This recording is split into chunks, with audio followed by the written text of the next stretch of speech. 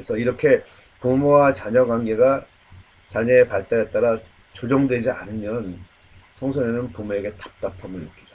그리고 분노를 느끼면서 일탈을 하기 쉬워요. 그 다음에 이 세 번째는 가정 내에서의 불화입니다. 가정 내에서의 불화.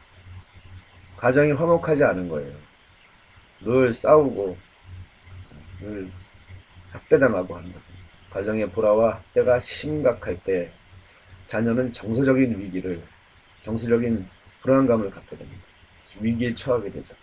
특히 어릴 때, 또한 청소년기에 가정 불화가 심하거나 학대가 심한 경우에는 자녀는 불안감을 갖게 되고 또 불안정하고 또 심지어는 우울감을 갖게 됩니다. 그래서 정서적으로 크게 동요됩니다. 그리고 매우 큰 스트레스를 받게 됩니다. 이로 인해 비행을 저지르게 되죠. 일탈을 하게 되고 비행.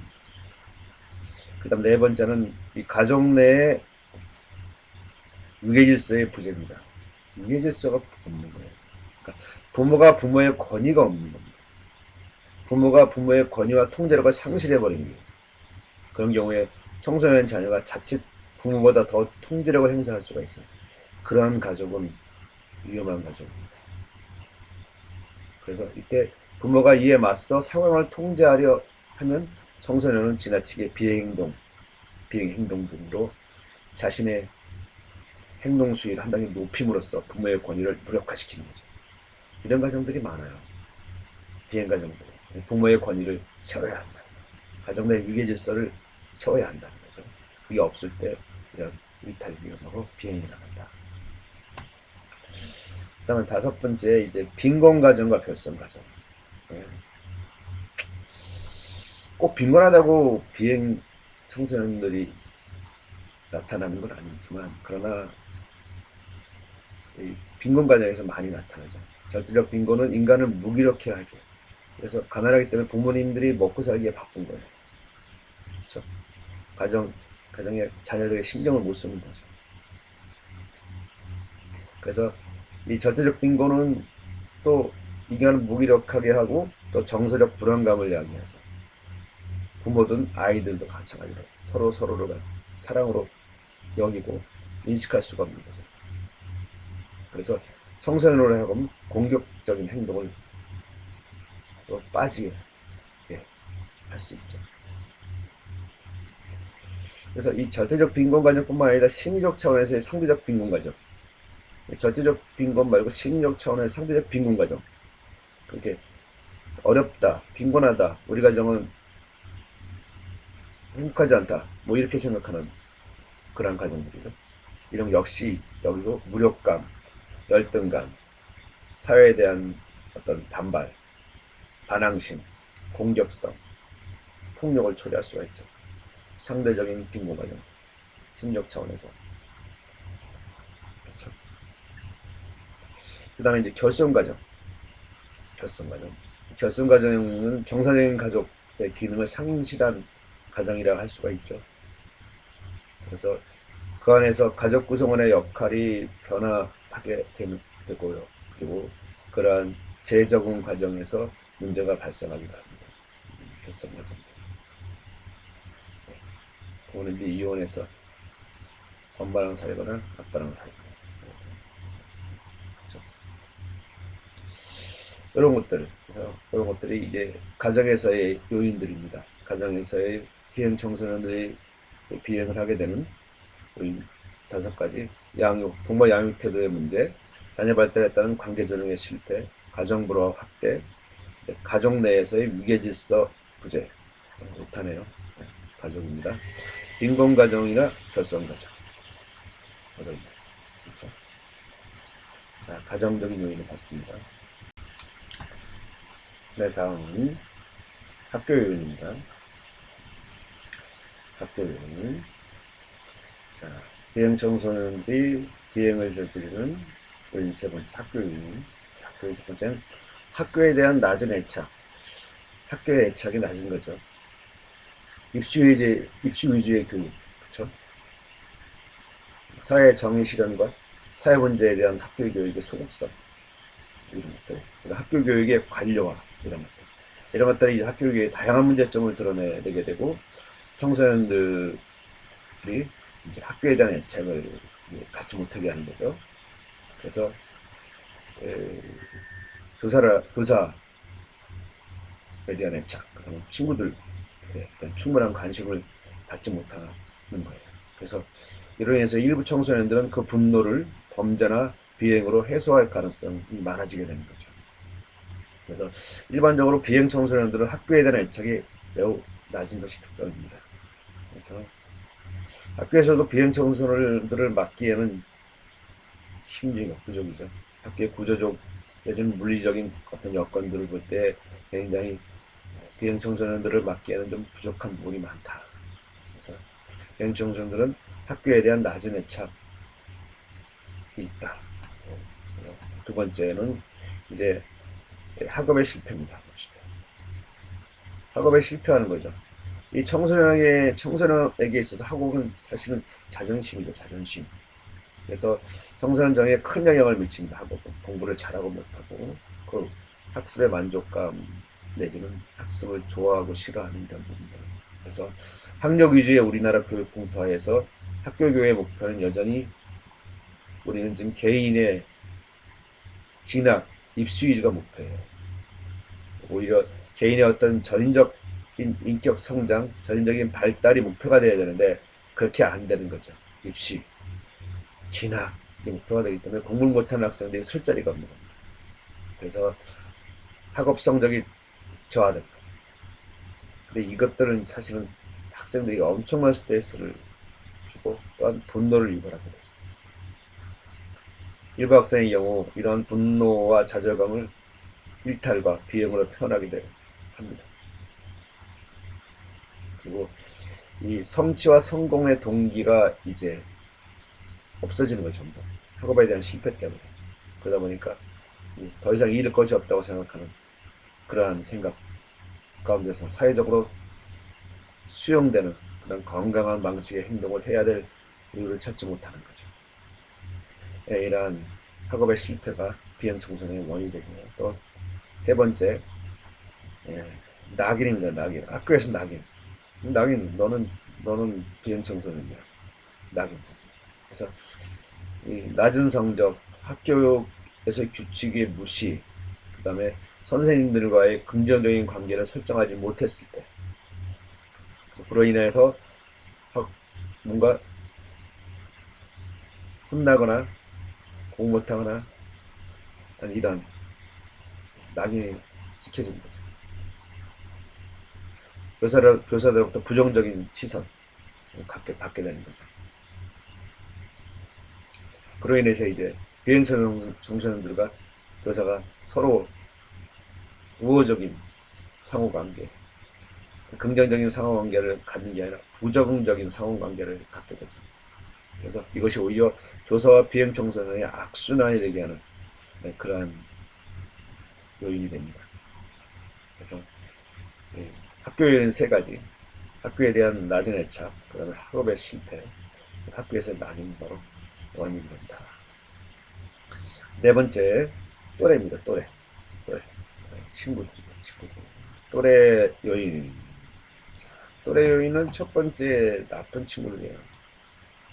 또래 관계를 통한 비행을 모방하는 거죠. 그래서 주변에 또래 집단에게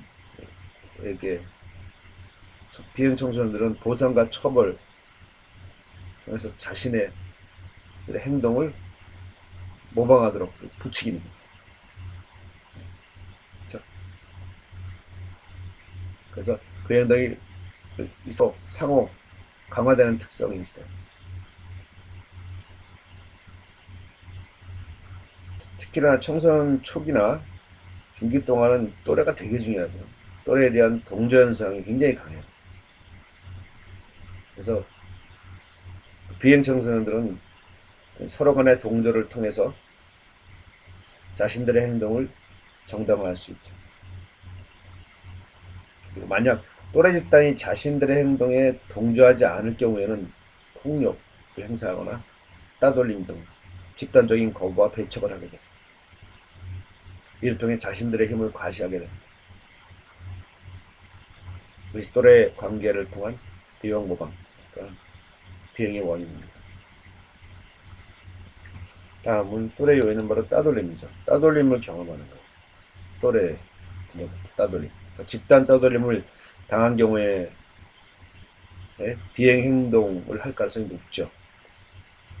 집단 따돌림을 통해서 건강한 또래들과의 상호작용, 기회를 잃어버리기 때문에 긍정적이고 건강한 교우 관계를 형성하지 못하는 거죠. 그래서 집단 따돌림 또한 비행의 원인이 됩니다. 또래로부터 집단 따돌림을 당했을 때. 다음 지역사회 요인입니다. 지역사회가 청소년을 둘러싼 지역사회가 건강하지 못한 거죠. 그렇죠? 우리의 사회가 산업화되고 고도 성장을 추구하고, 그래서 높은 경제 성장과 사회 규범의 약화, 그리고 물질주의 가치 팽배, 폭력에 대한 허용성, 과잉 경제, 이런 사회적 분위기. 인간의 가치를 굉장히 소중히 여겨야 되는데 그러지 못한, 상대적으로 소홀하고 그런 분위기. 이런 환경 안에서 청소년들은 불안해하는 거죠. 긴장할 수밖에 없죠.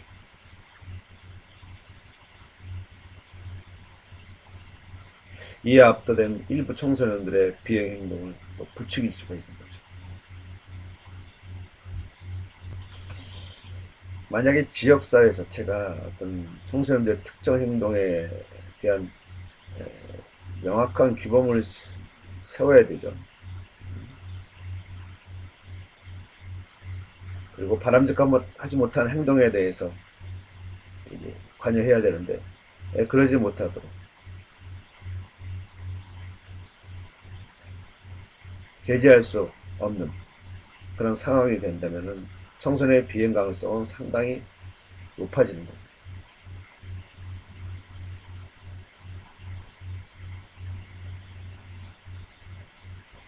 청소년을 둘러싼 지역사회가 중요한 것입니다. 그래서 청소년이 오랜 기간 머무르는 학교와 집 주변 우범률이 높은지 파악하고, 그렇다 그러면 개선할 수 있도록 노력을 해야 되죠. 학교를 둘러싼 지역사회의 건전함 중요합니다.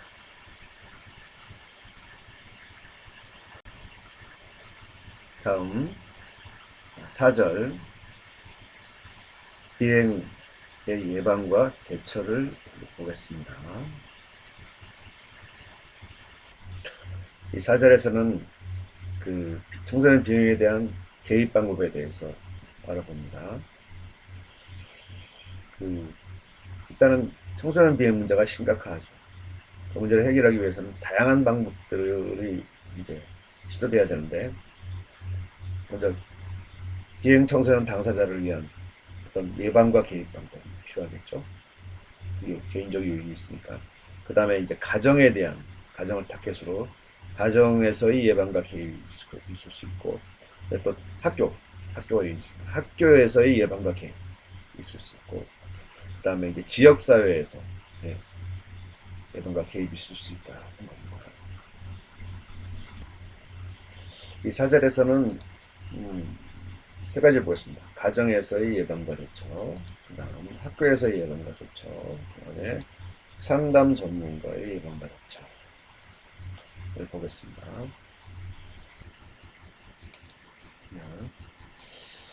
가정에서의 예방과 대처 부분입니다. 어떻게 대처할 수 있을까요? 가정에서 첫 번째, 부모가 상담에 참여하도록 적극적으로 제안한다. 가정에서의 비행 청소년에 대한 대책은 부모가 상담에 참여하도록 적극적으로 제안하는 겁니다. 상담자가 청소년 비행에 대한 것에 개입을 할 때 청소년 문제에 대한 가설을 정립을 하겠죠. 정립을 하고 나서 그것을 이제 해결하기 위해서 가족 구성원들에게 접근을 할 때 누구에게 접근을 해서 누구와 상담할 것인가를 미리 계획을 합니다. 결정하죠. 그럴 때 부모는 빠질 수가 없겠죠. 수가 없고, 그리고 또 부모와 함께 이제 상담을 할 때는 이 부모와의 협력관계에서 협력관계를 잘 구축해서 함께 청소년 문제를 함께 해결한다는 그런 인식을 주는 것이 굉장히 중요합니다. 그런 인식 가운데 또한 부모와 상담을 해서 부모에게도 있는 문제들을 스스로가 볼 수 있도록 해야죠. 네. 그렇죠.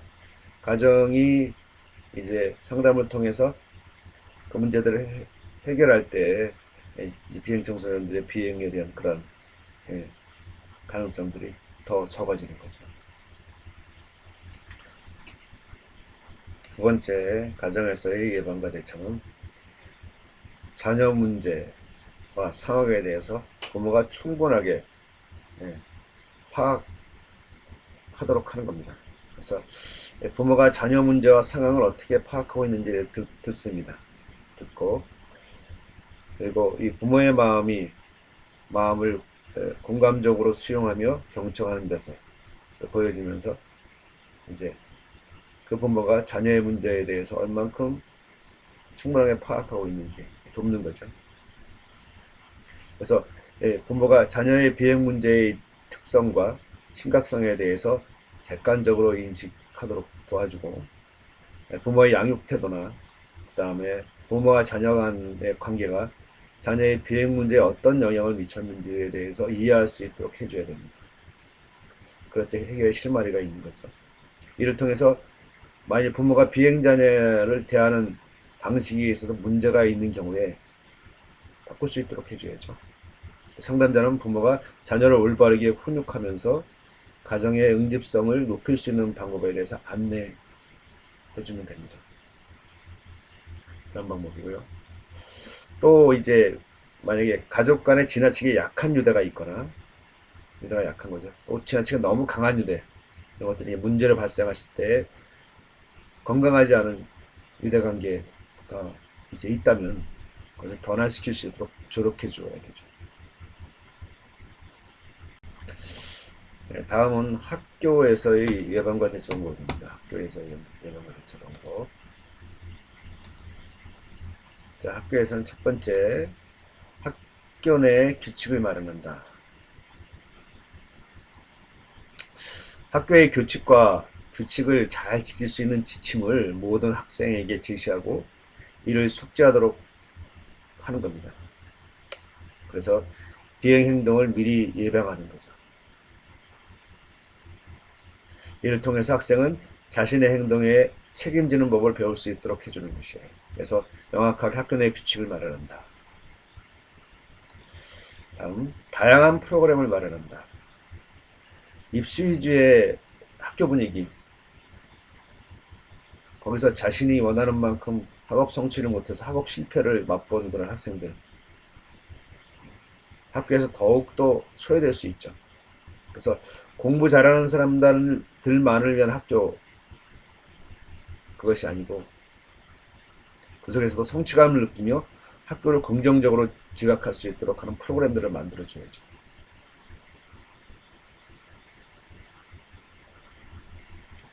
청소년의 인성을 함양할 수 있는 프로그램이라든지, 스트레스를 관리할 수 있는 그런 프로그램이라든지, 문제 해결 기술을 향상하는 그런 프로그램이라든지, 이런 것들 항시 마련해서 학생의 적응을 도와줘야 합니다.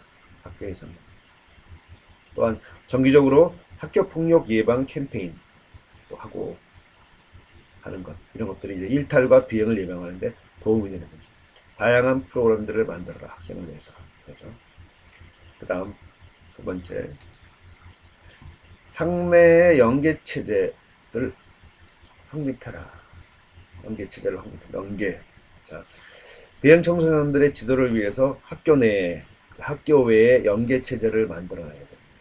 그래서 학교 내에서는 상담교사, 그 다음에 양호교사, 생활지도부 교사, 일반교사, 그래서 항시 협조하는 체제를 구축하는 것이 바람직합니다.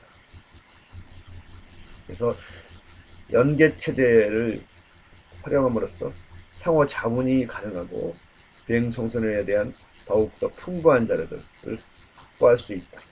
그래서 학교 내, 학교 외 연계 체제를 확립하라 하는 거예요.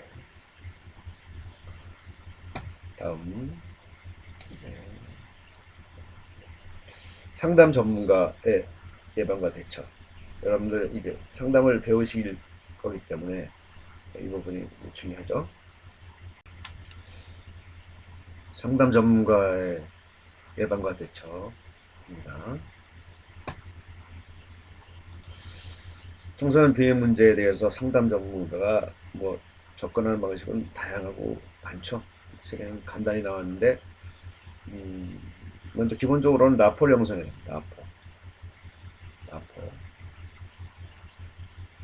그리고 그 다음에는 그러고 나서 청소년과 라포랑 공감대 형성하는 거죠. 서로가 공감대를 형성하고, 그리고 이제 문제를 정확하게 문제가 무엇인지를 정확히 파악합니다. 라포를 형성한 이후에 청소년이 자기의 문제에 대해 자연스럽게 상담자에게 말할 수 있겠죠. 솔직하게 다. 그러면서 이제 상담자는 문제를 그 속에서 정확하게 파악을 해야 되겠죠. 그 다음에는 이제 하고 나서 상담자는 해결점을 찾아서 그거를 적용해서 해야죠. 먼저 라포 형성. 이 라포는 공감대입니다. 상담자와 내담자와 서로가 공감하는 관계. 신뢰감을 주고 서로가 안정감을 주는 관계. 그래서 내담자가 상담자에게 그 문제에 대한 얘기를 다 할 수 있는 그러한 상담자에 대한 신뢰. 그렇죠. 그리고 또한 상담자가 내담자에 대해서 또 배려해주고 수용해주는 그런 태도. 그렇게 통해서 이제 라포가 형성이 됩니다. 이 라포 형성하기 위해서 초기에는 많은 수용적인 태도랑 존중해주는 태도가 필요하죠. 그런데 이 비행 청소년들 경우에는 이게 양육가정이나 이런 데에서 거부당한, 멸시당한 경험들을 많기 때문에 상담자의 그 마음으로 나오는 정성에 대해서 자연스럽게 받아들이지 못하는 경우가 많습니다. 그래서 오히려 때로는 상담자에게 도전적이고 거칠게 대하기도 하죠. 그래서 상담자의 태도를 시험해보려는, 정말 저 사람이 믿을 만한 사람인가, 이렇게 하는 거죠. 그런 시도를 반복하기도 합니다.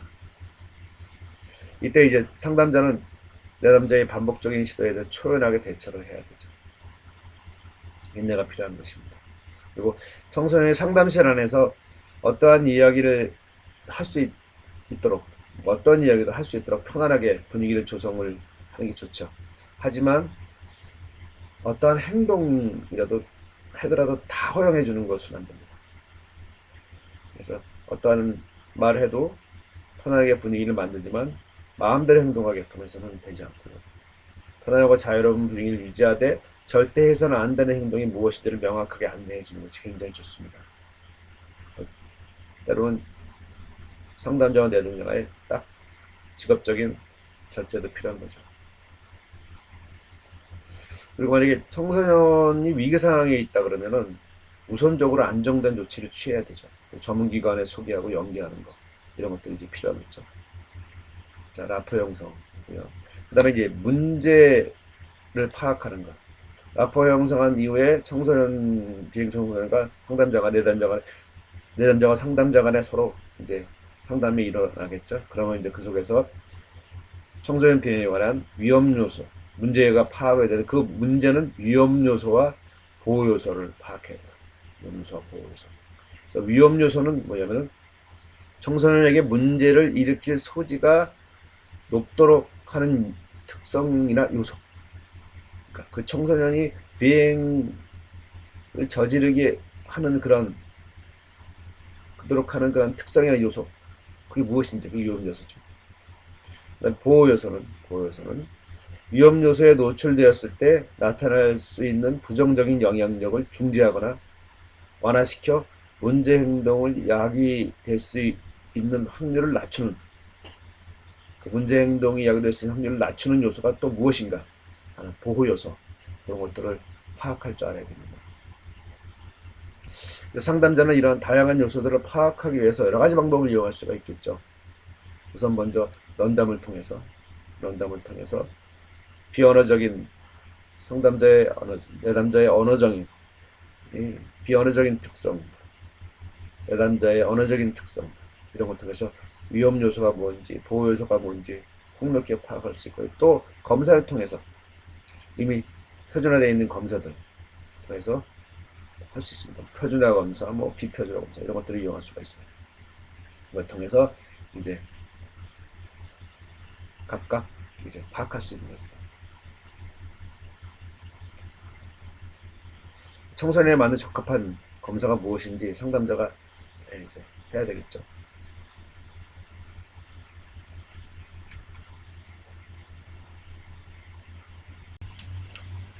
세 번째, 해결 방안 찾기는 이제 말씀드린 대로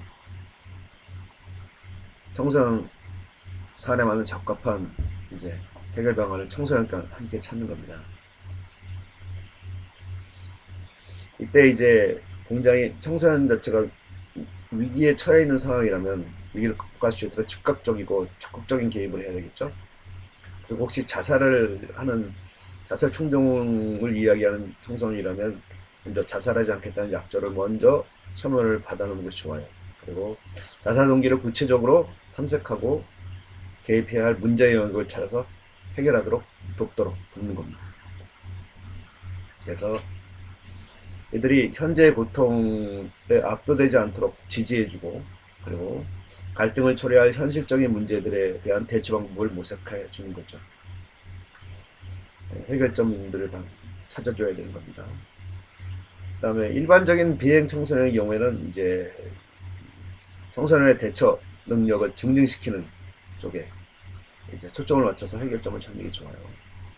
그래서 보면 청소년들의 상당수가 대인관계에서의 자기주장이나 자기 표현이 부족합니다. 그래서 그렇게 이제 자기주장 훈련이라든가 자기 표현 훈련을 할 수 있도록 해주는 게 좋고, 그리고